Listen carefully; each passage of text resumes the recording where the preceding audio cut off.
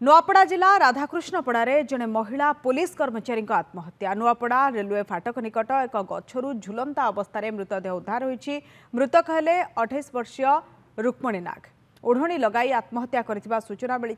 खबर पाई नुआपड़ा पुलिस घटनास्थल में पहुंची मृतदेह को उद्धार कर नुआपड़ा जिला मुख्य चिकित्सालय को व्यवच्छेद पर पठाई। पुलिस कर्मचारी जनक विवाहिता थिबा बेले तांको स्वामी चूड़ामणि शबर मध्य पुलिस विभाग में काम करुवा जनापड़ी। मृत्यु पूर्व जारी करथिले वीडियो वार्ता जहां एबे भाइराल होउछि। सासु एवं स्वामी निर्यातना देउथिबा आनिथिले अभियोग। सासु एवं स्वामी अत्याचार सही न पारी जीवन हारिथिबा से वीडियो रे कहिसंती। एनै मृतकक भौणी थाना रे इतला दैथिबा बेले पुलिस घटनार तदंत चलाइछि। घटना स्वामी चूड़ामणि शबर को अटक रखी तदंत करुछि कोमना पुलिस।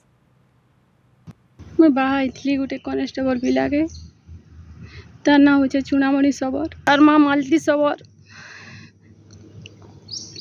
आमर संगे नहीं रोथी से मैंने दुईटा गाँव रे थिले।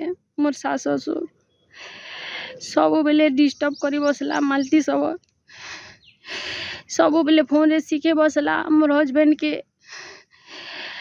सब बेले से मने झगड़ा पाती कले मते राति सारा बहुत बहुत बहुत कथा कहूथिले। फिर भी मुझे चुप रोथली।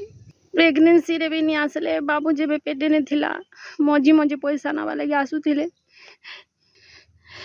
मोर छुआ गुटे हला जेन दिन मोर डिलीवरी थिला से दिन आसले ताकर माँ हॉस्पिटल ने टिके देखा करबा लगी। से दिन भी मुँह फुलाले पलै गले। आ मोर सास कहूछन जे तू घर पलै जा मोर पिला के डिवोर्स दी दे। मुई अलगा टुकिल मैरिज करबी। तु मोर घर के क्या जालू। बहुत मोर मन के बुझाली।